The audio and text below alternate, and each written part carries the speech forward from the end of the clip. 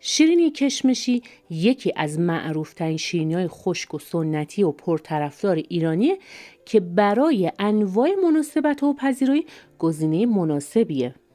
این شیرینی به دو صورت نرم و خشک و نوع شیرینی نرمش با دو نوع روغن مایع و جامد تهیه میشه. آموزش کشمشی نرم با روغن جامد رو قبلا داشتیم، ولی با توجه به درخواست شما عزیزان و در دسترس بودن روغن مایع نسبت به روغن جامد، آموزش کشمشی نرم ترکدار با روغن مایع با تمام نکاتش به سبک قنادی رو براتون آماده کردم. قبل از این که بریم با هم ادامه آموزش رو ببینیم، لایک و سابسکرایب یادت نره، زنگوله کنارش هم حتما بزن تا اولین نفری باشی که از آپلود آموزش‌های جدید با خبر میشی. شکر به میزان 200 گرم رو به همراه 2 تا دونه تخم مرغ رو میریزین توی ظرف. با دستگاه اونقدر میزنید که کاملا سفید و کشدار بشه. این خیلی مهمه دوستان. این قسمت شما باید کاملا هم بزنید و زیر رو کنید. ما بین هم زدن بهش 1/2 قاشق چایخوری وانیل رو هم اضافه کنید. یه مقدار از مواد رو مابین 2 تا انگشتتون تست کنید. اگر شکر حس نشد، میزان هم زدن شما کافیه.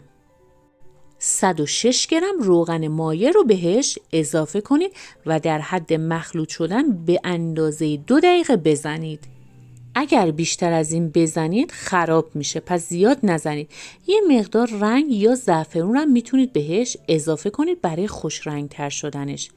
کمی که هم زدین دیگه از دستگاه جدا کنید. آرد سفید معمولی قنادی که با شیرینی و کیک درست میکنید به میزان 200 گرم به همراه 50 تا 60 گرم کشمش رو بهش اضافه کنید. فقط در حد مخلوط شدن بزنید، زیاد هم نزنید. کشمش رو نمیخواد بخیسونید نه بشورین، فقط تمیز و ریز باشه. کف قالبتون رو با روغن جامد چرب کنید. برای پایپش از ماسوره استفاده کنید که ساده باشه، خیلی هم ریز نباشه چون کشمش داخلش گیر میکنه. قبل از پایپ شیرینی نوک قاشق بهش بیکینگ پودر اضافه کنید و در حد مخلوط شدن بزنید. تو این مرحله اگه شیرینی ها رو پایپ کنید بندازین تو فر، شیرینیتون ترک نمیخوره چون میزان شیرینیش کمه. حالا اگر دوست دارین روی شیرینی ها ترک بخوره، باید بهش 1 قاشق غذاخوری پودر قند اضافه کنید که روی شیرینی ها ترک بخوره.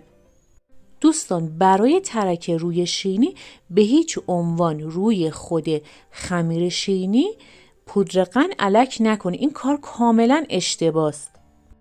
فقط با 1 قاشق غذاخوری پودر قند شما میتونید شیرینی‌های ترکداری داشته باشین. ترک روی شیرینی بستگی به میزان شیرینی بودن خود شیرینیه، نه اینکه روش رو پودر قند الک کنید. شیرینی مثل شیرینی قرابیه، اگه دقت کنید پر از ترکه چون شیرینیش زیاده، برای همین شیرینی توی فر ترک میخوره. اگر پودر قند عامل ترک شیرینی باشه، روی لطیفه هم که پودر قند میپاشین باید ترک بخوره که به هیچ عنوان ترک نمیخوره. دیس یا قالبتون رو با روغن جامد چرب کنید. احتیاجی به کاغذ روغنی نیست. با فاصله شیرینی ها رو به اندازه های دلخواه پایپ میکنید. اندازه شیرینی ها دیگه کاملا دلخواهیه، ولی باید حتما فاصله ها رعایت بشه. معمولا فاصله باید 2 تا انگشت از ما بین باشه، از طرفین باشه.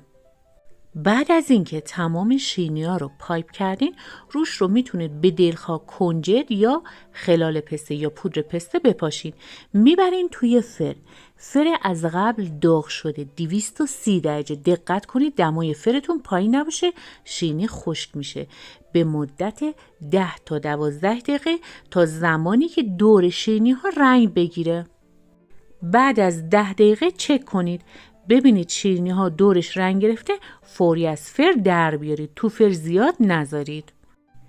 اجازه بدین کاملا سرد بشه و به راحتی از دیس کنده میشه. ببینید این شیرینی ها بدون اینکه ذره پودر قند روش الک بشه کاملا ترکدار شده چون میزان شیرینیش زیاده.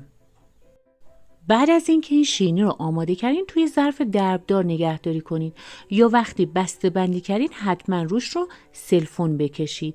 اصلا احتیاجی نیست چیز خاصی رو کنارش قرار بدین که نرم بمونه. این شیرینی چون با روغن مایع تهیه شده کلا نرم میمونه.